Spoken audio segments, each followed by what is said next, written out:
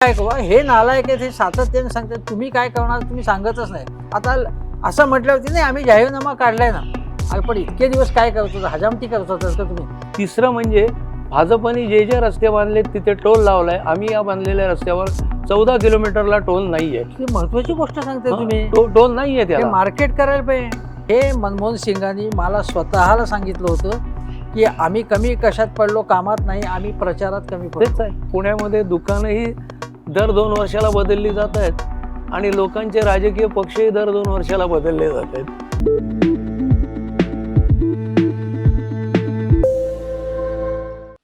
नमस्कार, मी हेमंत देसाई बोलतोय. तुम्ही मला ओळखत असालच.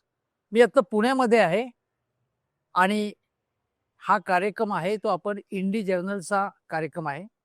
इंडी जर्नलचं वेब पोर्टल आपल्याला माहितीच आहे. ही जी वास्तू आहे ती अत्यंत ऐतिहासिक आहे. ही वास्तू आहे ती काकासाहेब गाडगे जे देशातले फार मोठे नेते होते. पुण्यामध्ये ज्यांनी काँग्रेस वाढवली त्या काँग्रेसचे एक मोठे नेते होते, केंद्रीय मंत्री होते, राज्यपाल होते आणि महाराष्ट्रामध्ये काँग्रेसमधलं एक मोठं नाव होतं. त्यांच्या वास्तूमध्ये मी इथे बसलेलो आहे. माझ्याबरोबर आहेत ते काँग्रेसचे ज्येष्ठ नेते, प्रवक्ते, वास्तुविशारद, शहर नियोजनकार आणि चांगले लेखक आणि अत्यंत सभ्य आणि सुसंस्कृत नेते म्हणून ज्यांना ओळखले जातात ते अनंतराव गाडगे, ज्यांचे वडील हे केंद्रीय मंत्री होते, अनेक महत्त्वाची खाती सांभाळली. त्यांचे वडीलही काँग्रेसचे प्रवक्ते होते. विठ्ठलराव गाडगे, बॅरिस्टर विठ्ठलराव गाडगे. त्या वास्तूमध्ये जिथे नेहरू, वल्लभभाई पटेल हे सगळे इथे आले आणि आम्ही ज्या अंगणात बसलो त्या अंगणामध्ये सुद्धा ते होते, राहिले होते इथे. म्हणून या वास्तूला महत्त्व आहे. आज आपल्याला आपण बोलायचं आहे ते किंवा गप्पा मारायच्या आहेत त्या एकूण महाराष्ट्रातल्या शहरांच्या अवस्थेबद्दल, एकूण शहरांची होणारी दैना, शहरांचे प्रश्न आणि त्याचबरोबर काँग्रेसचं स्वरूप जे काय आहे ते आज काय आहे, अगोदर काय होतं, काँग्रेसमधली स्थित्यंतरं काय झाली, या सगळ्या पार्श्वभूमीवर ते गप्पा मारायच्या आहेत. अनंतराव, मी आता पुण्यामध्ये काही दिवस आहे. मला पुण्यामध्ये जे प्रश्न वाटतात महत्त्वाचे ते म्हणजे मी 1978 साली पुणे सोडलं. त्यानंतर दर 5 वर्षांनी पुणे बदलताना मी पाहिलं.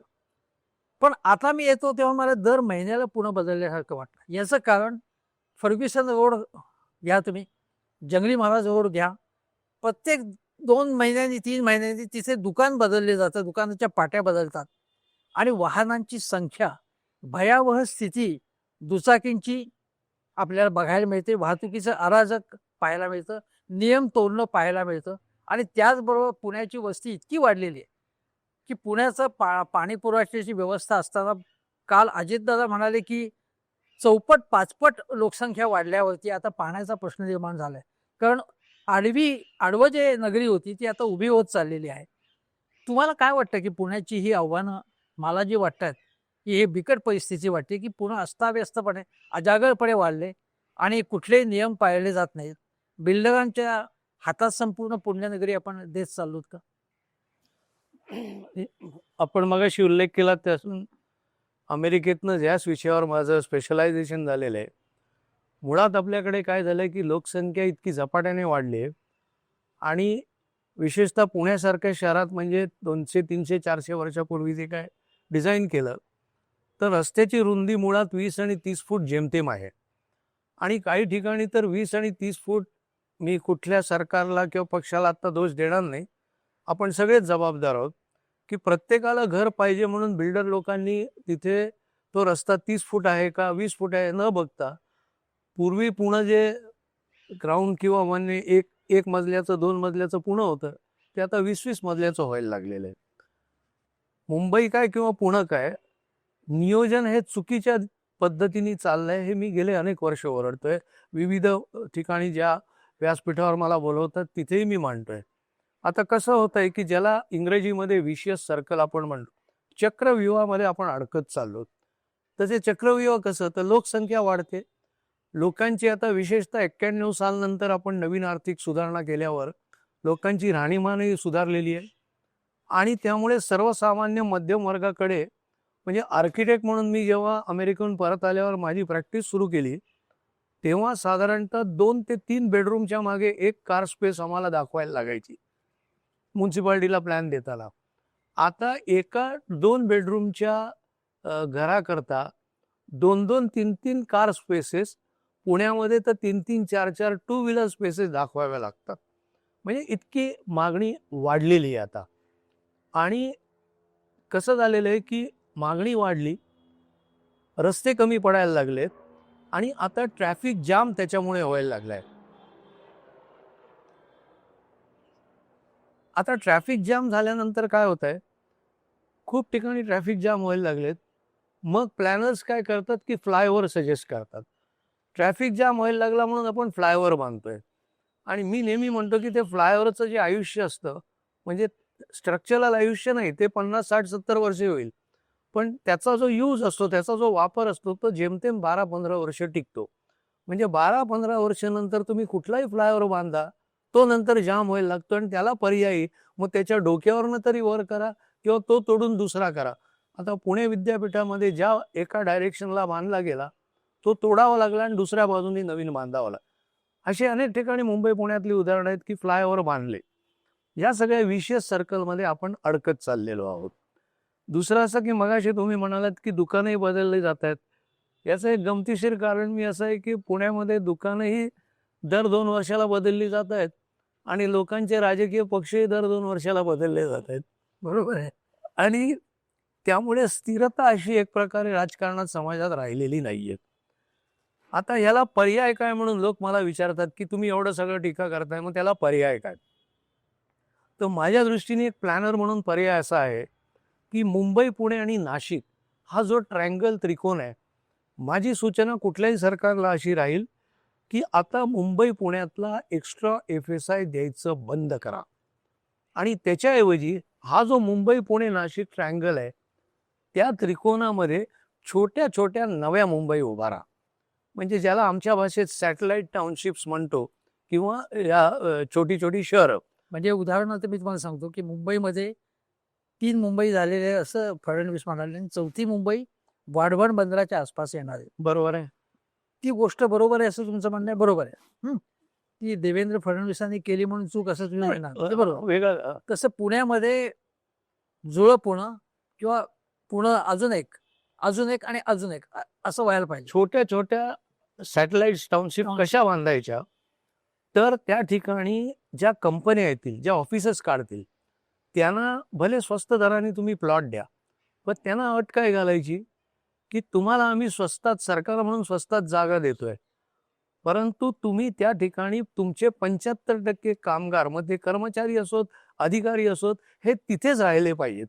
त्यांनी काय होईल की तुमचा ट्रान्सपोर्टवरचा लोड कमी होईल. ज्याप्रमाणे टाटा नगरमध्ये बरोबर अनेक आहे. ठिकाणी ज्या Correct. मोठ्या इंडस्ट्रियल त्याच्या मोठ्या जुन्या कॉलनीज झाले. अगदी भारत इलेक्ट्रॉनिक्सचं सुद्धा मी हैदराबादला पाहिले, मोठी टाउनशिप आहे त्यांची, सगळं सरकारी क्षेत्रातल्या कंपन्यांचं सुद्धा. त्यामुळे म्हणजे तुमची मुख्य सूचना अशी आहे, हा. आपण शहरांचा प्रश्न करतो, तर आपण विचार करतो की तुम्ही म्हणता की ॲडिशनल FSI द्यायचा नाही बरोबर आणि आहे. सॅटेलाइट टाउनशिप्स समजा तुम्ही दिलं नाही आणि सॅटेलाइट टाउनशिप डेव्हलप झाले नाहीत, ॲडिशनल FSI थांबवला, तर मग पुण्यामध्ये ज्याला यायचं आहे, ज्याला सॅटेलाइट टाउनशिपमध्ये जायचं नाही, त्या माणसाला पुण्याचं आकर्षण आहे किंवा नाशिकचं आकर्षण आहे, प्रॉपर मुंबईचं आकर्षण आहे. मग त्यांनी काय करायचं?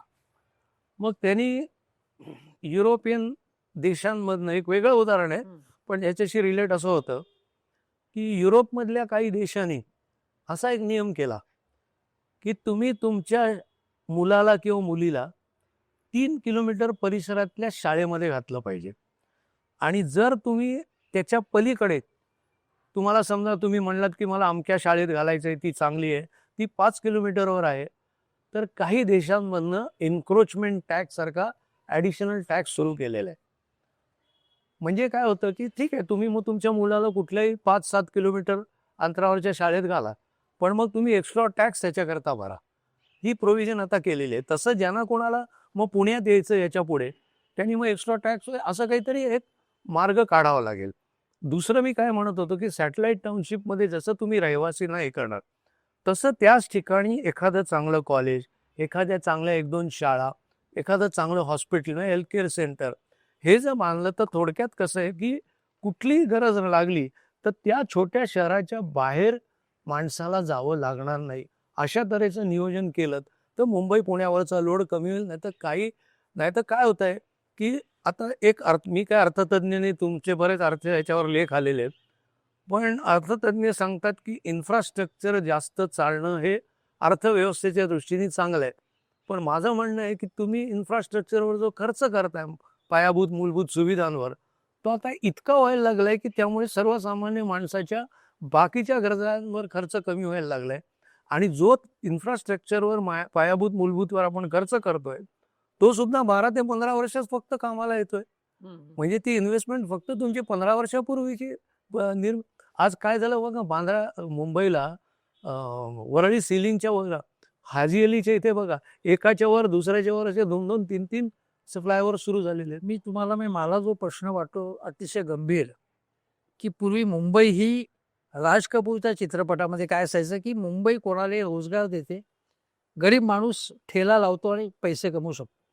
आज मुंबई ही गरिबाची राहिली नाही. ज्याप्रमाणे शांघाय आहे की शांघायमध्ये गरीब माणूस राहू शकत नाही, इतकं कॉस्टली झाले.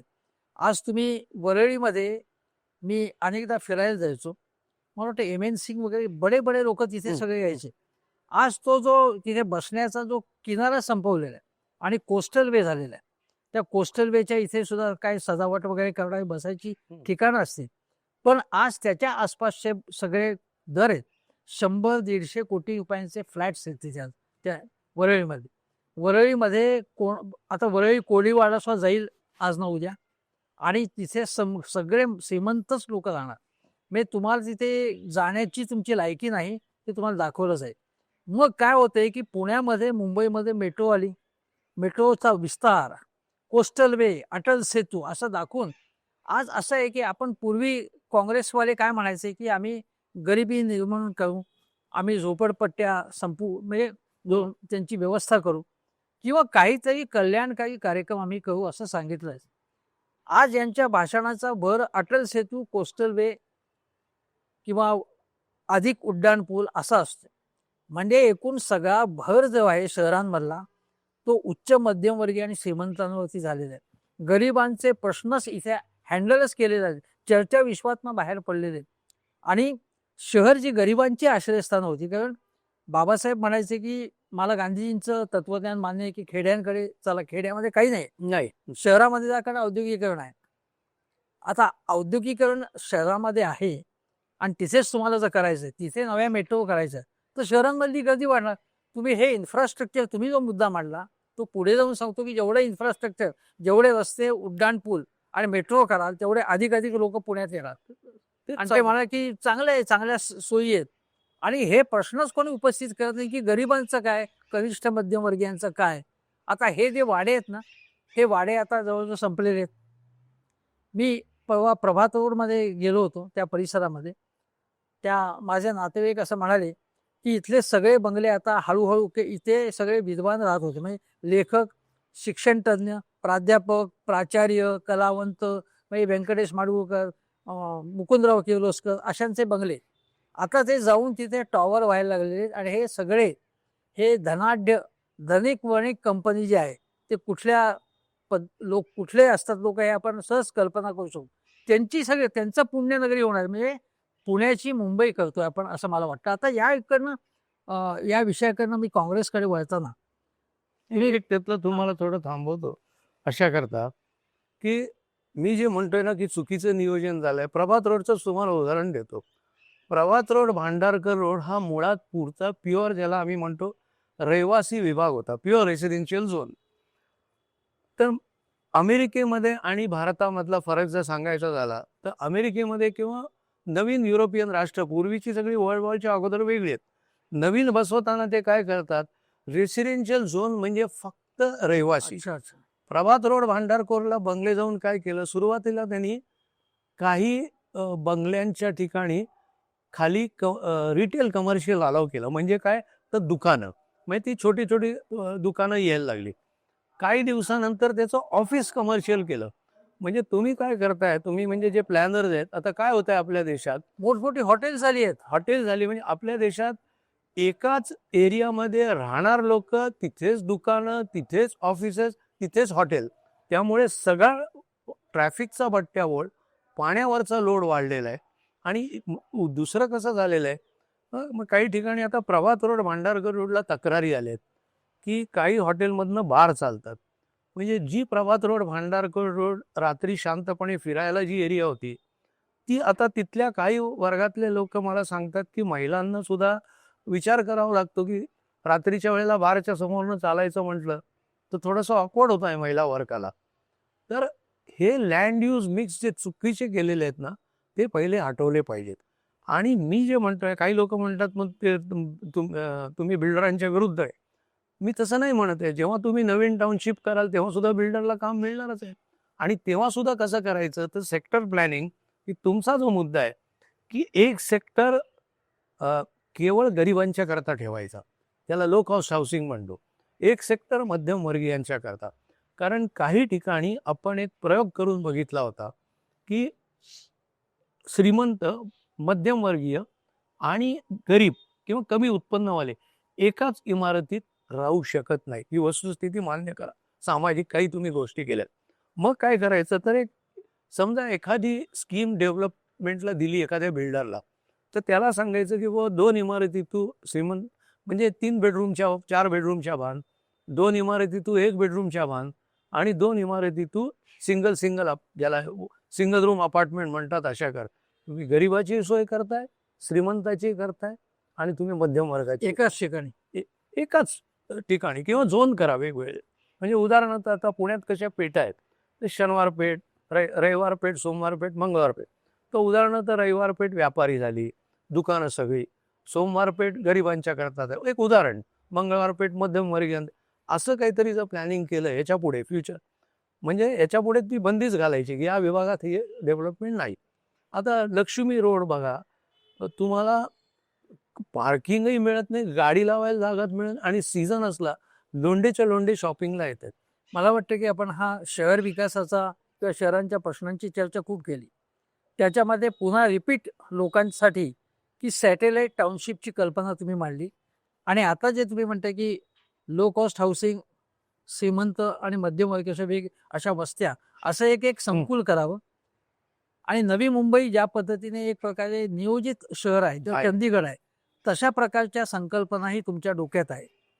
तुमचं एवढं शहर नियोजनाचा इतका अभ्यास आहे तुमचा, तुम्ही तो तुमचा प्रोफेशन सुद्धा आहे. काँग्रेसमध्ये असं आहे का की ज्याच्यामध्ये जे गुण आहेत ते वापरायचेच नाहीत त्याचे, असं काही ठरलेलं, काही तुमचा ठराव झालाय का कुठच्या AICCच्या ह्याच्यामध्ये? अशी परिस्थिती आहे. आणि दुसरा प्रश्न, काँग्रेस एक उद्ध्वस्त धर्मशाळा आहे असं शरद पवार म्हणाले होते. त्यांना माहीत नव्हतं की आपली सुद्धा उद्ध्वस्त धर्मशाळा काही वर्षांनी होणार आहे. पण या 2 उद्ध्वस्त धर्मशाळा शेजारी शेजारी आहेत. आणि जे शरद पवार म्हणाले होते की सगळे जे काँग्रेसवाले आहेत, म्हणजे तृणमूल काँग्रेस नाव घेत नाही, शरद पवार संदिग्ध बोलण्याबद्दल प्रसिद्ध आहेत, म्हणजे जे बाहेर पडलेले आहेत ते सगळे निवडणुकानंतर काँग्रेसकडे येतील. जे स्वतःच म्हणाले ते स्वतः काँग्रेसमध्ये जायला तयार नाहीत शरद पवार, पण ते असं म्हणाले होते. आता लॉजिक मला असं दिसते की राष्ट्रवादी काँग्रेसचं स्वतंत्र अस्तित्व ठेवण्याची काही गरजही नाही. मुळात होती का हा प्रश्न आहे, पण आता ती गरजच नाही. पण तो मुद्दा बाजूला ठेवा. काँग्रेसची जी सगळ्यात स्थिती आहे आज, आपण पुण्याबद्दल बोलूया. की मी पुण्यामध्ये गेले काही दिवस बघतोय की काँग्रेसची दर 6 महिन्यांनी आणखीनच खड्ड्यात चाललेली आहे काँग्रेस. म्हणजे काँग्रेस एकमेकांचे पाय ओढण्याच्या पलीकडे दुसरं काही विधायक काम कधी काँग्रेसनी अलीकडच्या काळात केलं असं मला आठवत नाही. तर हे का होतं? पूर्वीची काँग्रेस म्हणजे ज्याला आम्ही यशवंतराव चव्हाण, वसंतदादांची काँग्रेस, माझ्या दृष्टीने एक पहिलं मुख्य म्हणजे उमेदवारांची जी निवड पद्धती आहे त्याच्यामध्ये काँग्रेसनी जो बदल केलाय तो मी स्पष्ट बोलतो की तो काँग्रेसला फायदेशीर ठरत नाही. तो कसा, तर मी अनेक ठिकाणी बोललेलो आहे की यशवंतरावजी चव्हाण असतील, वसंतदादा पाटील असतील, माझे वडील असतील, यांच्या काळामध्ये उमेदवार कसे निवडले जायचे, तर प्रदेश काँग्रेसची एक ज्याला पार्लमेंटरी बोर्ड म्हणलं जायचं, निवड मंडळ, त्याच्यामध्ये प्रत्येक विभागातले जिल्ह्यातले प्रमुख मंडळी त्याच्यामध्ये असायची.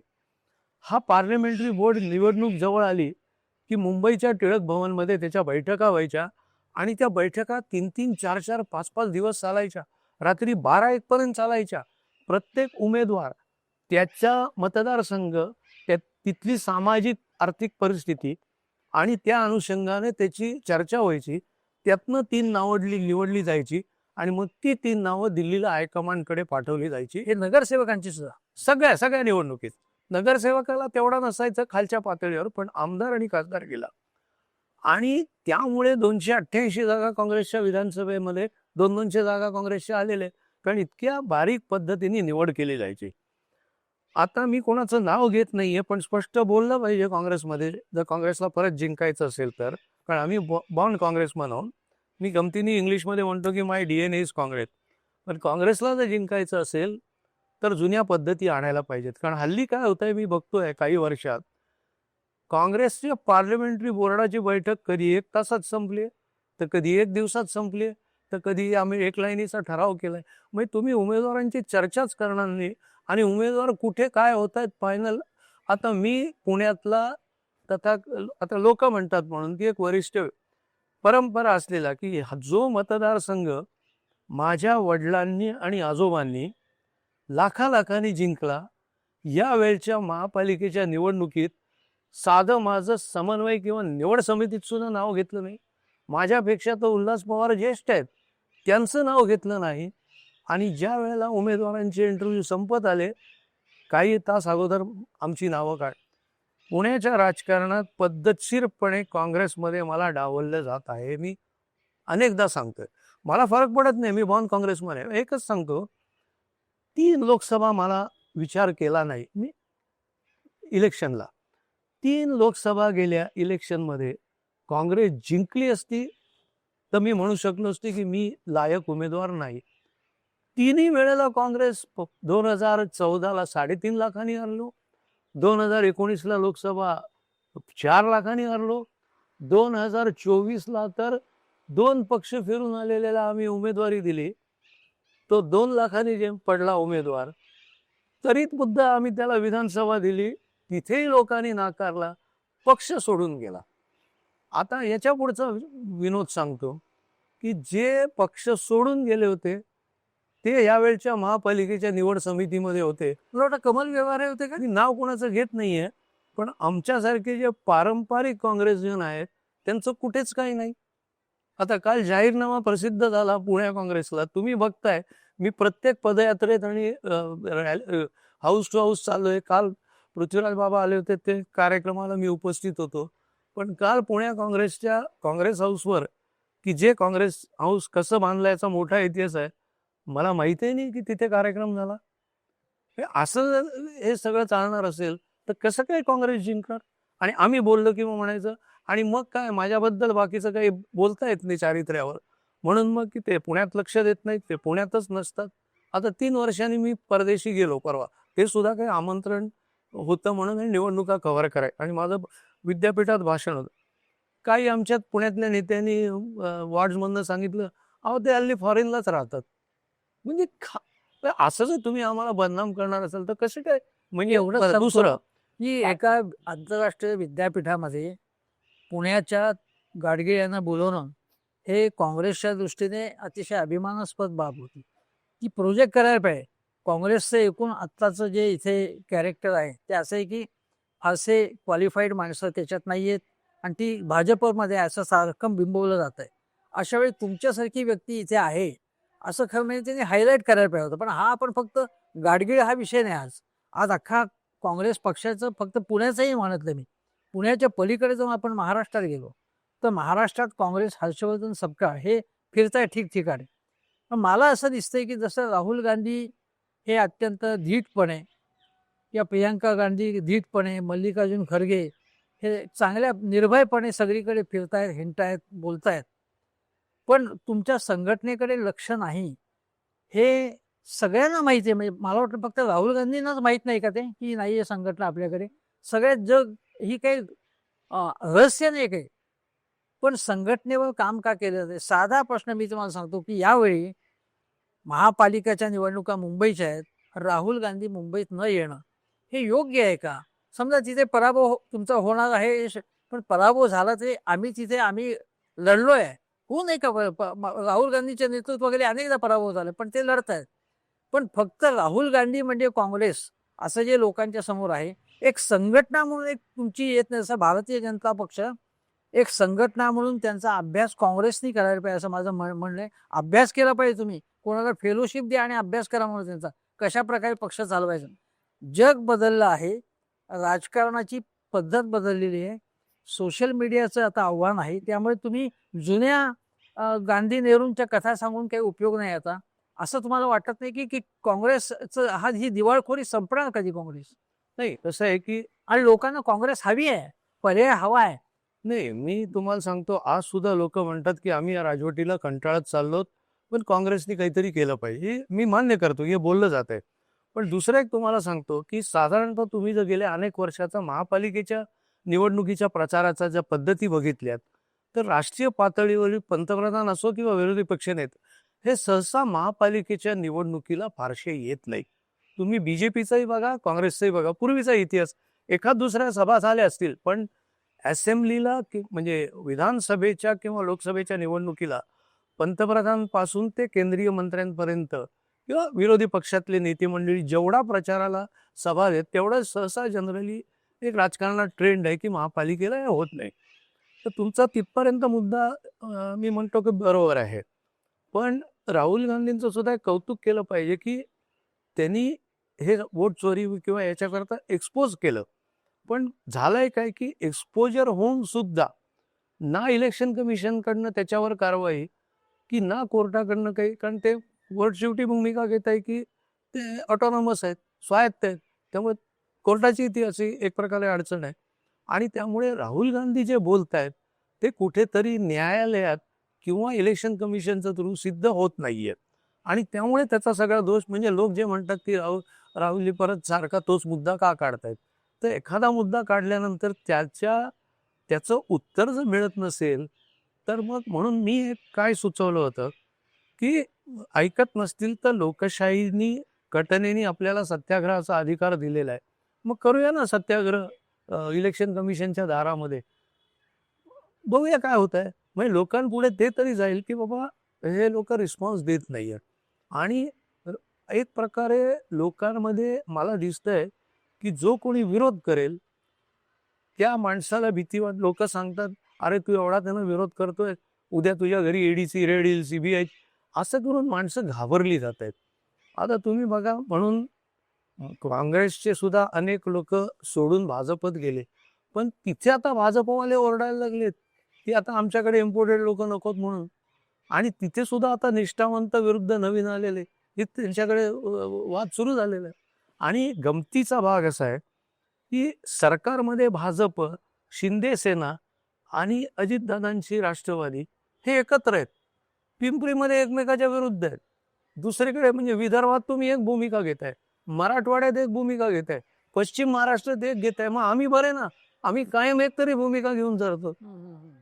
आमची भूमिका हीच आहे की आम्ही जातीयवादी पक्षांबरोबर जाणार नाही म्हणजे नाही. अंबरनाथला झाला कॅन्सल करणार, आमच्या प्रदेशाध्यक्षांनी सांगितलंय, मान्य नाही.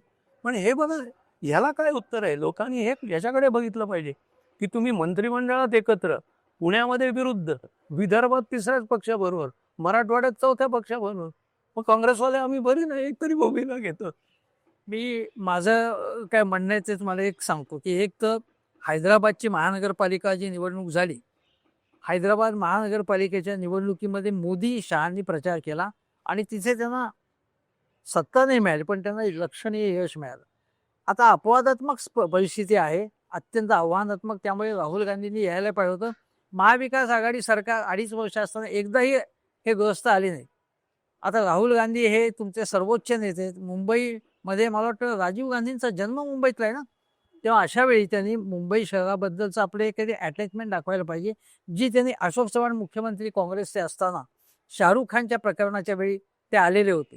आता मुद्दा असा आहे की व्होट चोरीचा जो प्रश्न मांडला राहुल गांधींनी, माझं काय म्हणणं आहे की भारतीय जनता पक्षाने एखादा मुद्दा मांडला, समजा की राहुल गांधी असं म्हणाले त्यांनी मोदींचा अपमान केला, तर दिल्लीपासून गल्लीपर्यंत निदर्शन होतात. राहुल गांधीने व्होट चोरीचा मुद्दा मांडल्यावरती 2-3 ठिकाणी लोकांनी प्रेझेंटेशन्स केले. आदित्य ठाकरेंनी केली का कुठे, पण काँग्रेसनी आता पुण्यामध्ये प्रेझेंटेशन केलं का, कोल्हापूरला केलं का प्रेझेंटेशन, की तिथे वोट चोरी. हे जे कोऑर्डिनेशन आहे, जे तिथे आम्ही सांगू त्याप्रमाणे खालपर्यंत आम्ही करू. हे कसं म्हणतात की पंचायत से दिल्ली तक, ते जे तुमचं काँग्रेसचं आहे ते कुठे संघटनच नाही आता, आणि संघटनेला सतत कार्यक्रम द्यायला पाहिजे. आता उदाहरणार्थ तुमचा सल्ला घ्यायला पाहिजे की पुण्याचं प्लॅनिंग आम्ही कसं करू, आमची सत्ता आली की तुमचा सल्ला घेऊन काहीतरी एखादं ब्लू प्रिंट दिला असता, किंवा आम्ही काय करू. हे नालायक आहेत, हे सातत्याने सांगतात तुम्ही काय करणार, तुम्ही सांगतच नाही. आता असं म्हटलं होतं नाही आम्ही जाहीरनामा काढलाय ना, अरे पण इतके दिवस काय करत होता, हजामती करत होता का तुम्ही. बोलायला पाहिजे ना, या आपल्या आपल्या आपण आमची विजन काय, पुण्याचा विकास कसा करू, महाराष्ट्राचा विकास कसा करू, हे सांगतच नाही. म्हणजे ती दृष्टीच नाही यांच्या आता. मी तुम्हाला सांगतो की मी म्हणतोय सध्या काही ठिकाणी इतरही चॅनलवर किंवा वेब पोर्टलवर मी म्हटलंय की एक गोष्ट मी मान्य करतो की काँग्रेस कुठेतरी प्रचाराला बळी पडली, कमी पडलेली आहे. एक उदाहरण देतो त्याचं, की चेंबूरपासनं जो ईस्टर्न फ्रीवे आहे, जो डिमेलो रोडला उतरतो आणि मंत्रालयाला जातं, तर पूर्वी चेंबूरपासनं म्हणजे पुण्यावरनं मी निघालो आणि मला मंत्रालय किंवा नरिमन पॉईंटला मीटिंग असेल तर साधारण तुम्ही बघितलंय 1 ते 1.5 तास लागायचा. आता जवळपास 25 मिनिटं ते अर्धा तासात माणूस पोचतो. हा ईस्टर्न फ्रीवे हा ज्या वेळेला पृथ्वीराज चव्हाणजींचं नेतृत्वाखाली सरकार होतं त्यावेळेला आमच्या या सरकारने, म्हणजे आमच्या संयुक्त सरकारने तो बांधला. त्याचं प्लॅनिंग एका खांबावर म्हणजे कंटिन्युअसली एकच खांब वापरला गेलाय. दुसरं त्याचं वैशिष्ट्य असं आहे की कुठल्याही व्यक्तीला ते त्याच्याकरता बेघर करण्यात आलेलं नाही. तिसरं म्हणजे भाजपने जे जे रस्ते बांधलेत तिथे टोल लावलाय. आम्ही या बांधलेल्या रस्त्यावर 14 किलोमीटरला टोल नाहीये. ही महत्वाची गोष्ट सांगता तुम्ही. टोल नाहीये ते त्याला. मार्केट करायला पाहिजे. आता तेच सांगतोय की ही गोष्ट आम्ही मांडली नाही लोकांपुढे. आता मध्यंतरी काय झालं की भाजपच्या काही प्रमुख लोकांनी सांगितलं, बघा आम्ही मुंबईत मेट्रो आणली, बघा आम्ही मुंबईत कोस्टल एक्सप्रेसवे आणला, अमकं तमकं वगैरे. मग शेवटी मंत्रालय प्रेस रूममध्ये जाऊन मला तिथे खुलासा करावा लागला आणि अधिकृत प्रेस तिथे घेता येत नाही म्हणून मी बाहेर प्रेस घेतली. आणि तुम्हाला सांगितलं तर धक्का बसेल, 1997 साली टाइम्स ऑफ इंडियाने मुंबईच्या नागरी प्रश्नावर लेख लिहायला मला आमंत्रित केलं. दर आठवड्याला माझा एक लेख येत होता, जवळपास वर्षभर लेख मला चालली. त्याच्यामध्ये सगळ्यात पहिल्यांदा ती मी कल्पना मांडली. हे आत्मस्तुतीचा भाग नाहीये, फ्रीवेची का? वस्तुस्थिती. फ्रीवेची कोस्टल एक्सप्रेसवेची कल्पना 97 साली मी मांडलेली आहे. मुंबई नीड्स अ कोस्टल वे असा शीर्षक असलेला माझा अर्धपानी लेख हा 97 साली टाइम्स ऑफ इंडियामध्ये प्रसिद्ध झाले. त्याच्यानंतर मी एक लेख लिहिला होता, तो थोडासा टेक्निकल शब्द म्हणा, अकॅडमिक शब्द होते की एलिव्हेटेड रेल्वे करायला पाहिजे. कारण तुम्ही मुंबईत राहता, मुंबई हे जास्त करून दक्षिण उत्तर रहदारीचं शहर आहे आणि पूर्व पश्चिम कनेक्टिव्हिटी नव्हती. म्हणून मी काय सुचवलं की आहे त्या रेल्वेच्या वरती उभं आडवं किंवा पूर्व आणि पश्चिमला एक तर तुम्ही रस्ते तयार करा, रेल्वे तयार करा, म्हणजे सर्वसामान्य माणसाच्याही सोयीचं फ्लायओव्हरपेक्षा. आता ती मेट्रो आणि मोनोरेल झाली. भले मोनोरेल लॉसमध्ये असेल पण मेट्रो झाली. त्याची पायाभरणी विलासरावजी मुख्यमंत्री असताना त्यानंतर पृथ्वीराजजी चव्हाणांच्या काळात झालेली आहे. पण आत्ता सगळीकडे यांचं मोनोची नशीब, का मेट्रोची, दोन्हीची. याचं नशीब असं आहे की उद्घाटन यांच्या नशिबात उद्घाटन आली आणि आमच्या नशिबात पायाभरणी आली. त्यामुळे हे असं प्रोजेक्ट करतात की हे सगळे प्रकल्प आम्हीच केले. आता तिसरा एक दुर्दैवानं मी जे सजेस्ट केलं होतं ते झालं नाही आणि त्याचे परिणाम आज मुंबईकर भोगतायत. तर मी सांगितलं होतं की 97 साली मी सांगितलं होतं की मुंबईला मोठा समुद्र किनारा आहे, समुद्र किनारी 5 मजल्याच्या वर इमारतींना परवानगी देऊ नका. पण आंबेडकर रोड असेल, सायन पल्वे मार्ग असेल, पश्चिमेचा SV रोड असेल किंवा मोहम्मद अली रोड असेल, त्या मोठ्या रस्त्यांच्या दोन्ही बाजूला तुम्ही भले 50 मजली इमारतींना परवानगी द्या. म्हणजे समुद्राचं जे खेळतं वारं आहे ते वारं मुंबई शहरात शिरून हवा शुद्ध राहिली असती, प्रदूषण बाहेर फेकलं गेलं असतं. आता काय झालंय, समुद्रकाठी 20-20, 40-40 मजली आणि लालबाग परळला कामगारांच्या 2-3 मजली इमारती. त्यामुळे जे काय प्रदूषण शहरात होत आहे ते वाऱ्याने वाहतच नाहीये. आणि म्हणून आज मुंबईत वर्तमानपत्रात बातम्या येतात, लोकांना ॲलर्जी वाढलेत, लोकांना खोकले वाढलेले. ते जर मी सांगत होतो 97 साली जर केलं असतं, 97ला तर आमचं सरकार नव्हतं, युती सरकार होतं. पण जाऊ द्या राजकारण. समुद्र किनाऱ्याला लगतच्या ज्या इमारती, समजा वरळी सीपेसला बघतो, मरीन ड्राईव्हला बघतो आपण, त्या इमारती 4-5 मजल्याच्या वर असता कामा नये असं तुमचं म्हणणं आहे. बरोबर आहे. आणि जर त्यापेक्षा जास्त आहेत त्या आहेत, ठीक आहे. झाले नवीन होता कामा नये. हे अतिशय महत्वाची, कारण मुंबईचा प्रदूषणाचा इंडेक्स फार वाढत चाललेला आहे आता. आणि त्याच्यावरती उपाय म्हणजे भारतीय जनता पक्ष, त्यापेक्षा एकनाथ शिंदे यांनी काय सांगितलं की मी स्वतः पाणी मारतो मुंबईमध्ये, प्रदूषण कमी करण्यासाठी पाणी मारतात एक दिवस, त्याची भरपूर जाहिरात करतात.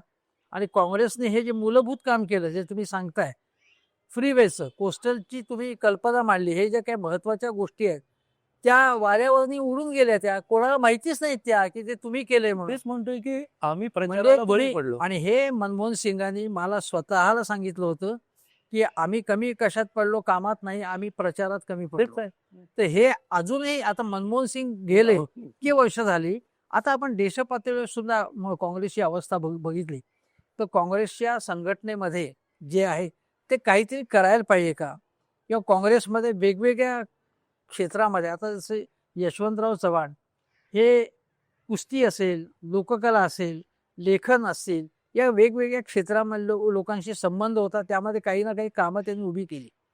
किंवा मग सहकारी क्षेत्रामध्ये वसंतदादांनी काम केलं, अनेक लोकांनी, राजाराम बापूंनी काम केलं. देश पातळीवरती आपण बघितलं तर अशी वेगवेगळी फील्ड असतात. हे सतत माझं म्हणणं काय आहे की एकच राहुल गांधी समोर आणायचा, पार्लमेंटमध्ये प्रियांका गांधी छान बोलतात तर चांगले आहेत वगैरे, संविधानाचं पुस्तक दाखवायचं. पण मला अहोरात्र सारखं संविधान आणि या गोष्टी मला नाही, मला वाटतं की दुसऱ्या गोष्टींवरती बोलावं, की भारतातली चित्रपट कला कशी वाढेल, भारतामध्ये साहित्य कला कशी वाढेल, हे वेगवेगळ्या गोष्टींवरती काम करणारी माणसं, जसं भारत भवन काँग्रेसच्या काळात अर्जुन सिंगांनी ते डेव्हलप केलं मध्य प्रदेशमधलं, ते मी बघितलंय. तर अशा काही संस्था ज्या नेहरूंनी हे केल्या, ते सतत नेहरूंचं गुणगान करतच तुम्ही पुढे. आता तुम्ही नव्याने काही आम्ही संस्था उभारू इच्छितो, नव्याने आम्ही काही करू इच्छितो, नवीन इंडस्ट्रीमध्ये काही करू शकतो, हे कोणी बोलत नाही आहे. काँग्रेसचं कामगार क्षेत्रात काही काम नाही, कुठल्याच क्षेत्रात काम नाही. मग पक्ष वाढणार कसा? त्यामुळे पक्ष वाढण्याची काही विजन तुमच्याकडे आहे का, असा माझा कदाचित हा मी शेवटचा प्रश्न पोस्ट करतोय. तुम्हाला याबद्दल काही एक असं वेगळं मंथन करावं असं वाटतं का, तर तुम्ही सांगा. त्याच्यात दोन गोष्टी आहेत, एक संघटना आणि एक तुम्ही म्हणता तसा विषय. तर संघटनेमध्येच्या बाबतीत काँग्रेस पक्षाने पी चिदंबरम आणि माझ्या वडिलांनी गाडगिळांची अशी एक समिती नेमली होती की पक्ष सुधारण्याकरता काय केलं पाहिजे. 1999 साली वडिलांनी आणि चिदंबरांनी त्या समितीने एक अहवाल दिला होता. त्याच्यामध्ये त्यांनी काय केलं होतं की सहसा मतदारसंघ वाईज हे प्लॅनिंग केलं जातं पक्षामध्ये, लोकसभेचा मतदारसंघ, विधानसभेत. त्याच्याऐवजी त्यांनी काय केलं होतं की ब्लॉक, जिल्हा अशा तऱ्हेचं त्या विभागामध्ये नियोजन करायचं आणि त्यानंतर मग उमेदवाराची निवड करायची, म्हणजे त्याचं स्वरूप व्यापक होईल, नंबर 1. आणि नंबर 2 जे आहे ते तुम्ही म्हणलात तसे की वेगवेगळे, जसं विधान परिषदेमध्ये वेगवेगळ्या क्षेत्रातल्या किंवा राज्यसभेत वेगवेगळ्या क्षेत्रातल्या येणाऱ्या लोकांना सदस्य म्हणून नेमलं जातं, तर तशा पद्धतीचे तुम्ही म्हणता ती कल्पना खरोखर बरोबर आहे की वेगवेगळ्या क्षेत्रातल्या लोकांना. मग आता आमच्याकडे एक राहुल गांधींनी चांगली स्टेप त्यावेळेला उचलली की प्रोफेशनल काँग्रेस म्हणून स्थापन केली, आणि त्याची प्रोफेशनल काँग्रेसची काही अधिवेशनही झाली नाही असं नाहीये, पण ज्या प्रमाणात ते वाढायला पाहिजे होतं ते वाढलं नाही, हेही मी मान्य. म्हणजे प्रोफेशनल काँग्रेस म्हणजे काय, तर डॉक्टर, वकील, चार्टर्ड अकाउंटंट या सगळ्यांची, आता वकिलांची संघटना आहे, डॉक्टर, परंतु एकत्रित त्याला एक स्वरूप आलं तर एक प्रकारे वेगळं हे येईल. आणि मी जे सातत्यानं सांगतोय की आज आपण राजकारणाचा खालावलेला दर्जा याबाबत जे बोलतोय, मी थोडंसं त्याला असं म्हणेन की सुशिक्षित वर्ग सुद्धा त्याला जबाबदार आहे. कारण सुशिक्षित वर्ग हा राजकारणात येत नाही, राजकीय लोकांवर टीका करतो, आणि हल्ली एक प्रकारे फॅशन झालेली आहे की मला राजकारणातले किंवा मला खूप कळतंय दाखवण्याकरता मग पुण्यात असे अनेक कट्टे आहेत की नेहरूंनी चूक केली, वाजपेयींनी चूक केली, मोदींनी चूक, हे सगळ्यांनी फक्त चुका केल्या असं बोलायचं. अरे पण तुम्ही या ना मग, आणि एज्युकेटेड विद्वान लोक राजकारणात येत नाही. मी काँग्रेसचं तसं म्हणत नाही, राजकारणात येत नाही. आणि त्यामुळे जो स्पेस तयार होतोय, व्हॅक्युम तयार होतोय, तो मग म्हणजे तथाकथित गुंड, तथाकथित भ्रष्टाचारी असे जे लोक आहेत, मग ते त्याचा कब्जा करतात आणि मग सुशिक्षित लोकांना त्यांच्याशी संघर्ष करायला कमी पडतं. तर जितके जास्त सुशिक्षित लोक येतील तितकी आपली लोकशाही प्रबळ होईल. आणि आणखी एक त्यातला शेवटचा पॉईंट असा सांगतो की जे मी आता जर्मनीत, अमेरिकेतही बोललो की भारतामध्ये लोकांना अजून धक्का बसतो ऐकल्यावर. 2763 राजकीय पक्ष आहेत. काय गरज आहे एवढ्या पक्षांची? मर्यादित करा. जसं इस्रायल, साऊथ आफ्रिका, जर्मनी अनेक देशांनी केलं की उदाहरणार्थ 5 किंवा 10% कमी मतदान जर झालं तर त्या राजकीय पक्षाची मान्यता काढून टाकायची. म्हणजे काय होईल, एक समजा कम्युनिस्ट राहिले, एक्स्ट्रीम लेफ्टिस्ट विचारसरणी, भाजप समजा एक ज्यांना उजवे म्हणतो, राईट, काँग्रेस मध्य, आणि एक 2-4 मर्यादित 5 ते 7 पक्ष ठेवले. ज्या जगामध्ये, ज्या देशामध्ये मर्यादित राजकीय पक्ष आहेत ते देश कुठे गेलेत बघा. अमेरिकेत 3 ते 4, इतर आहेत 10, 15, 20 पक्ष आहेत, पण रिपब्लिकन, डेमोक्रॅट मेन पक्ष आहेत. इंग्लंडमध्ये हुजूर पक्ष, मजूर पक्ष मेन आहेत. सोशलिस्ट जर्मनी, तुम्ही कुठलाही देश घ्या, ज्या देशामध्ये, लोकशाही देशामध्ये मर्यादित पक्ष आहेत ते देश पुढे चाललेले.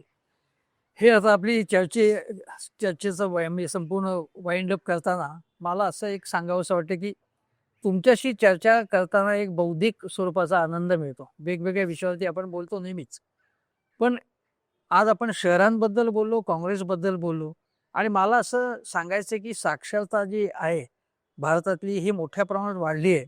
म्हणजे आता बहुसंख्य भारत हा साक्षर झालेला आहे बऱ्यापैकी. टेक्नॉलॉजीमुळे बदल झालेला आहे. अशा वेळी जास्तीत जास्त तुम्ही म्हणताय की सुशिक्षित लोक आले पाहिजेत. काँग्रेससारख्या पक्षामध्ये नवीन भरती जी आहे ती होताना दिसत नाही. ती का होत नाही याचं काँग्रेसने आत्मपरीक्षण केलं पाहिजे असं मला वाटतं. दुसरी गोष्ट, आज महापालिकांच्या चर्चामध्ये हिंदू मुस्लिम खान महापौर होणार की नाही अशाच प्रकारच्या चर्चा होतात. मला असं वाटतं की भारतीय जनता पक्ष, काँग्रेस असेल, शिवसेना असेल, यांनी शहरांच्या विकासाच्या अनुषंगाने जर बौद्धिक चर्चा केल्या आणि तुमचा हा उपाय आम्हाला योग्य वाटत नाही असा उपाय असला पाहिजे. झोपडपट्ट्यांचं पुनर्वसन अशा प्रकारे केलं जाऊ नये, अशा प्रकारे व्हायला पाहिजे. अशा विजन जर मांडल्या तर त्याच्यातनं लोकांना सुद्धा वेगवेगळे पर्याय उपलब्ध होतील आणि लोकांना योग्य निवड करता येईल. आज आपल्याकडे तुम्ही म्हणताय ते म्हणा अति राजकीय पक्ष, अति बंपक स्वरूपाचं राजकारण, आरोप प्रत्यारोपांचं राजकारण आणि प्रश्नांची चर्चा मूलभूत अजेंड्यापासून बाहेर गेलेले, हे सगळं थांबायचं असेल तर आपल्याला अधिक गंभीर व्हायला लागेल आणि अधिक सुशिक्षित लोक इथे आले म्हणजे शहरांच्या प्रश्नावरती, काँग्रेसवरती, भाजपबाबत चर्चा करायला लागले, मंथन करायला लागले तर काही नवीन गोष्टी होतील असं मला वाटतं. या पुण्यामधून आपल्याला अनेक गोष्टींच्या प्रेरणा मिळतात. या पुण्यामध्ये जे गाडगे युती झाली होती, जे गाडगे आपले त्यांचेच आपण वारसदार आहात, आणि अशा ठिकाणी अगदी पुण्यामधल्या शनिवार पेठेमध्ये आपण बोलतोय, या शनिवार पेठेमध्येच आपले नातेवाईक सतीश आळेकर यांनी अत्यंत महानिर्वाणसारखी नाटकं लिहिली. या इथेच अनेक गोष्टी पाहता पाहता त्यांच्या मनात अनेक विषयांचं मंथन सुरू झालं आणि ते नाट्य चळवळीतले एक मोठे खंडेबीर बनले आणि इथे अनेक मोठी माणसं घडली. त्यापासून आपल्याला प्रेरणा मिळतात आणि तुमच्या वाड्यात येऊन या गप्पा मारताना सुद्धा मला आणि इंडी जर्नलच्या प्रेक्षकांना नक्कीच काहीतरी मिळालं असं मला वाटतं. धन्यवाद. अनंतराव गाडगे.